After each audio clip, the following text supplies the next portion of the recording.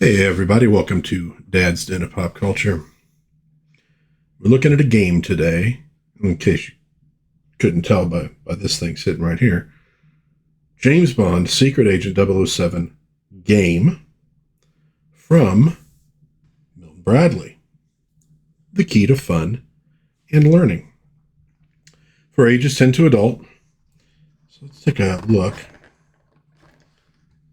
Maybe a closer look at this cover. I'm trying to do this without hitting my microphone.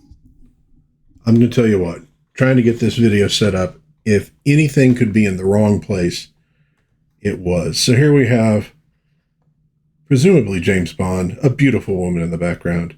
He's punching a guy in a trench coat. His somewhat flat-looking hat is falling off of his bald head. Looks a little bit like a bad guy from, what was it? It was one of the Gerry Anderson. Anyways, he's got the pistol shooting off. And there you see a safe. Papers. Confidential 007. Oh boy. And here's the box side. And I'd do the end, but I don't think I could. Okay. So I got this for Christmas. Figured it'd be fun to take a look at it. This is copyright 1964. So we are at the very beginning of the James Bond era with this one. I mean, when I say era, I mean when Bond was really getting popular and becoming well known.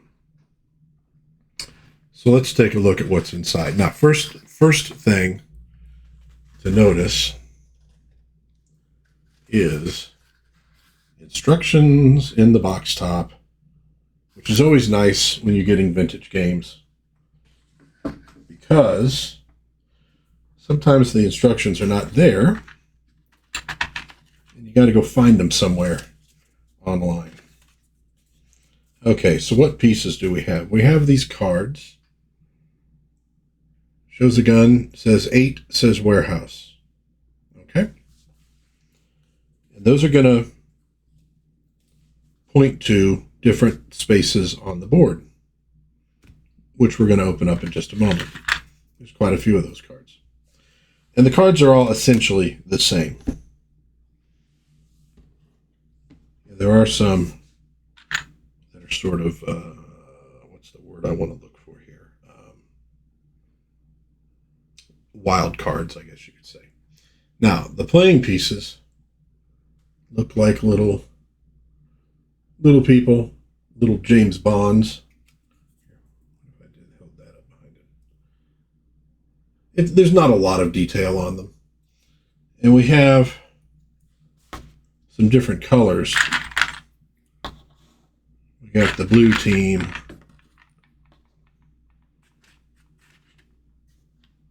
With a blue scoring peg. We got the yellow team.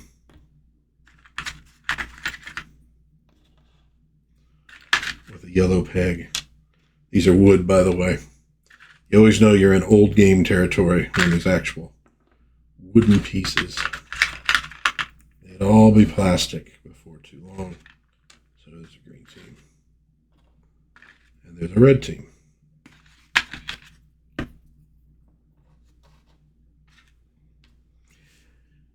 And all these little pieces essentially look the same. And all of them are going to be on the board at the same time. So let's scoot these guys out of the way and take a look at the board.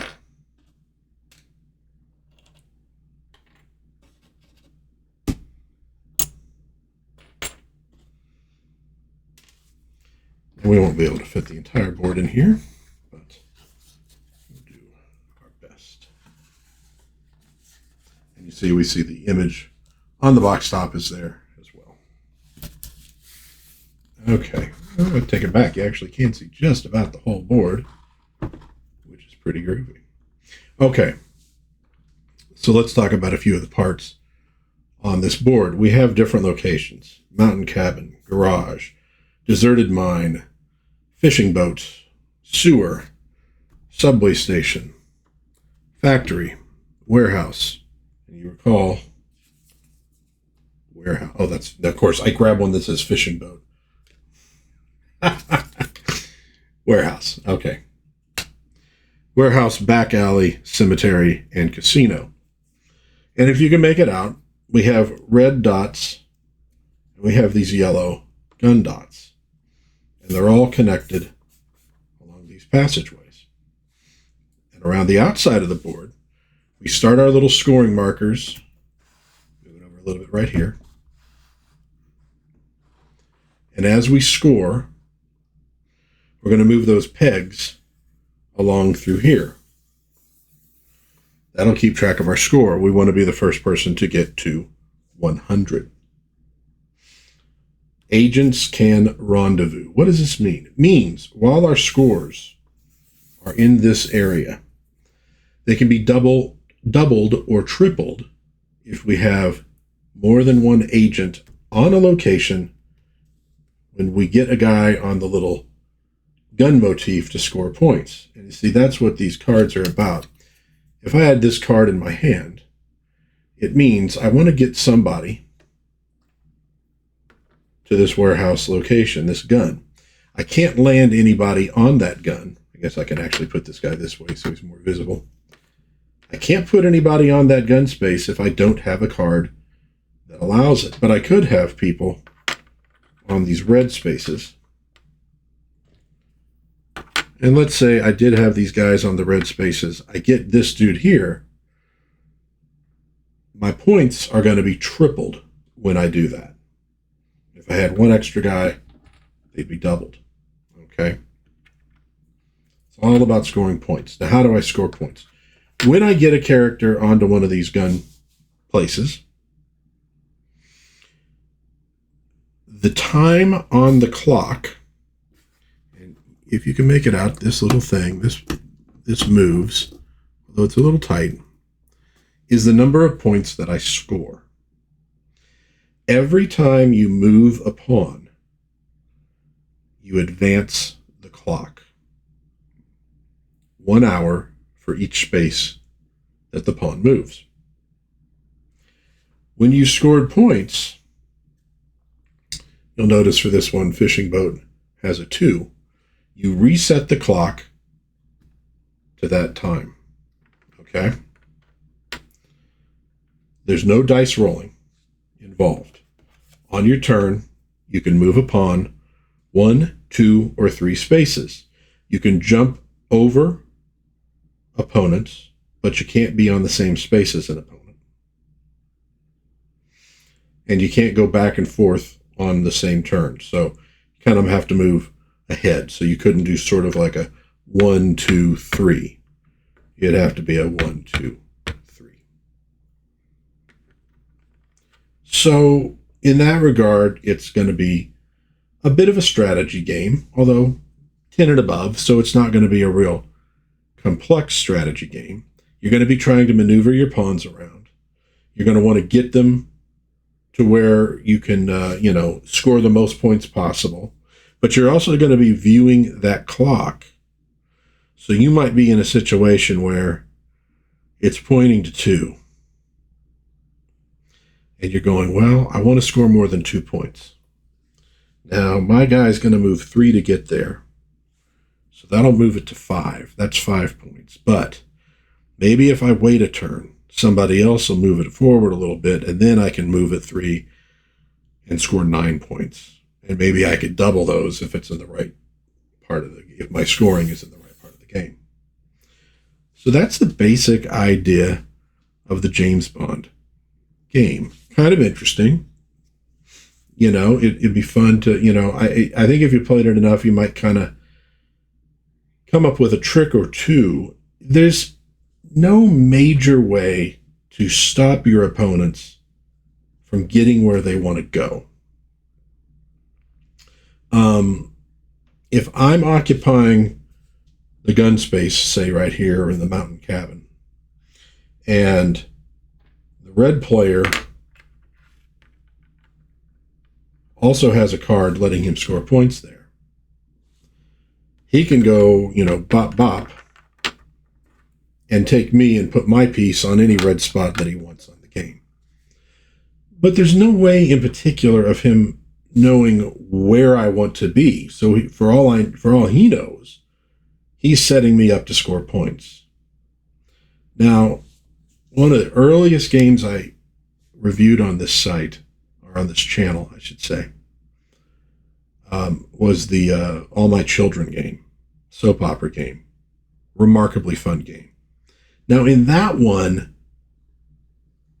there's all sorts of ways to screw the other players in play, which makes sense. It's a soap opera game, so it's all about conniving and revenge and, all sorts of dirty tactics.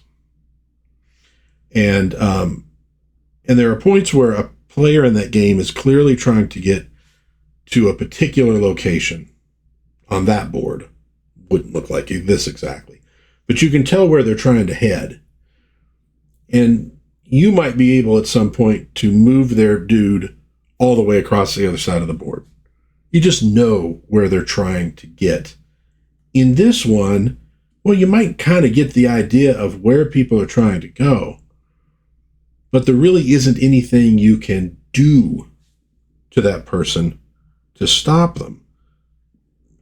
You might be able to block their pawn because they can't land on the same space.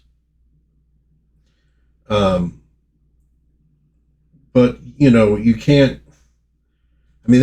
people can jump over you,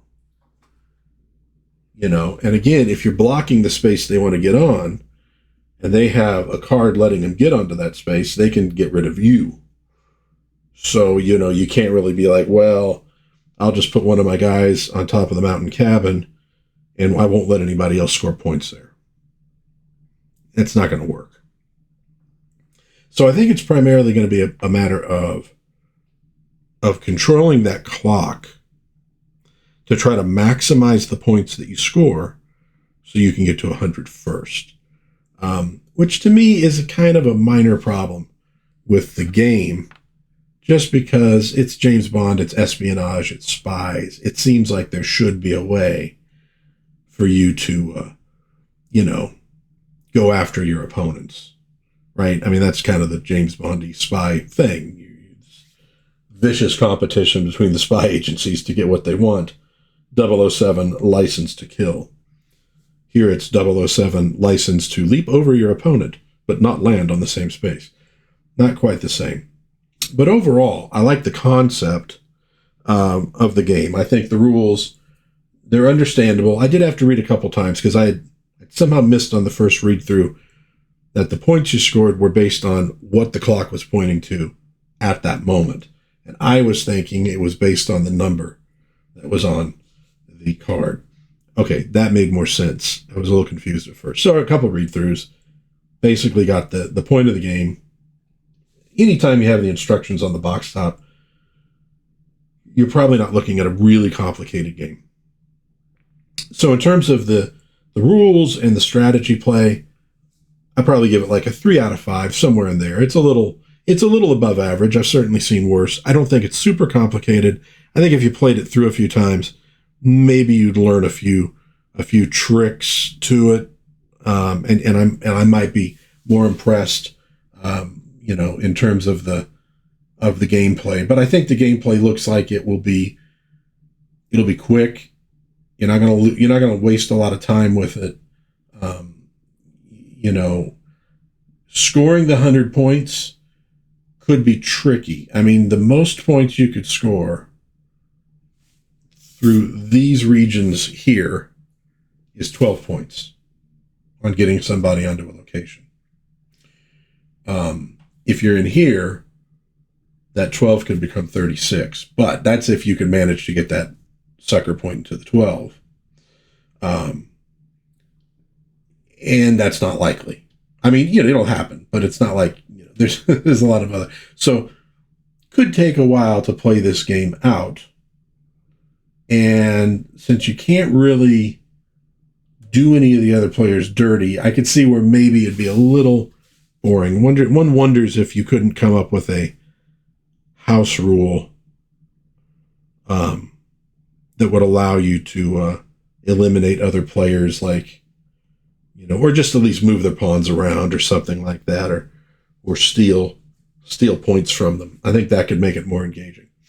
In terms of design of the game, the cards are a little boring, but they certainly do the job that they're meant to do. Here's where I'm going to go. Here's the time that I'm going to set it to. Okay. Love the little player pieces, though. I think those are a lot of fun. Because they could just as easily, in a game like this, be, the very generic pawns. And here we actually get the little person shape. That's kind of cool. Maybe additional points if they had made it the James Bond holding the gun upright image that we're kind of associate with James Bond. But not bad. It almost, the pose of these characters reminds me a little bit more of the man from U.N.C.L.E. On the logo. But I like that. I like that they have actual shaped pieces. And there's not a ton of pieces. So again, it's a clean game. It's a really clean game. I like overall the design of the board. It's kind of fun. I like the art. Colorful. So I give high points to that. So I think in terms of the design of the game, I'd probably give it 4 or 5 out of 5. It's good. It's solid. Maybe a 4 out of 5. 5 out of 5 to me maybe should be kind of groundbreaking. I don't know if it's groundbreaking, but it's good. So overall, I think this game is probably I'd score it like a B- somewhere in there. I think it just needs to have maybe a little more dirty deeds kind of added into it. And that would definitely raise the gameplay up a notch. Because I'm thinking and I'll review this one at some point in the future. The Charlie's Angels game has an aspect of that. Because again, you're competing with the other players, and so you have a way to hamper them while also helping yourself. That makes it a little bit more fun, right? Because in the game, you screwed me, man, you jerk. It's a game that makes it fun. In real life, getting stabbed in the back is not so fun. But just like in Sorry and in games like that, and Parcheesi, there's that aspect of the game that you don't quite get here.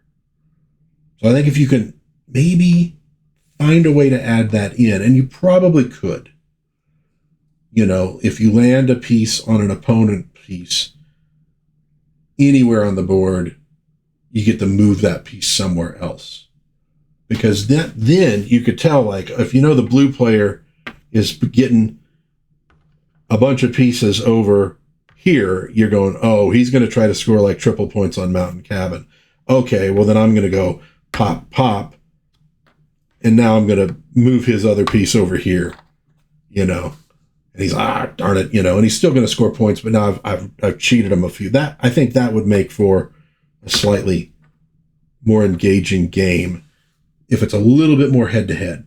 Other than that, though, game is beautiful. I love it. The box art is fantastic. Bring that back up here.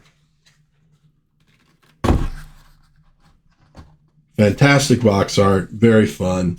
And it is that early phase of James Bond when a lot of things haven't been, set yet. But we got the tuxedo. We got the bad guy. We got the Bond girl back here. The great 007 logo. I love that. It sort of has the Luger look to it. So yeah, overall, very happy with this game. And again, appreciate that the rules are on the inside of the box top. So I don't have to worry about losing them or not having them. Always a big deal when you're buying a vintage game. And keep that in mind if you're ever looking to buy a vintage game. Are the instructions there? There are places to get them, but I have at times bought a vintage game for $10, couldn't find the instructions, and then they had to go out and pay another $10 to get the instructions. You're kind of like, oh man. I got a great deal, and now it's not such a great deal. So check that out. So the James Bond Secret Agent 007 game, 1964, Milton Bradley. Fun little strategy game. Very engaging. Beautiful design. Can't wait to really delve into it and get a lot of gameplay and then see what I can learn about this sucker. But it was a great Christmas present. Thank you to my aunt for getting this for me. And can't wait to get in there and play it. I think we're going to have some folks over here pretty soon. We'll probably break this bad boy out and do some spying. So, folks, what do you think? Is this a game that you had or played maybe when you were a kid? What do you think about it? Did you like it? Did you not like it? Do you have any questions about the game that I didn't address here? Please let me know, and I'll be happy to answer those questions as soon as I can. Until next time, though, maybe like the video, maybe subscribe, maybe share with a friend. Helps me out. If you think it's worthy of it, please do so. If you don't think it's worthy of it, hey, I'm happy that you watched this long. I do appreciate that. So until the next time, God bless everybody. Please be kind to one another. Don't cheat when you play your board games. Remember, if you cheat, you didn't really win. But try to have some fun, and I will see everybody next time around in Dad's Den of Pop Culture. Bye-bye.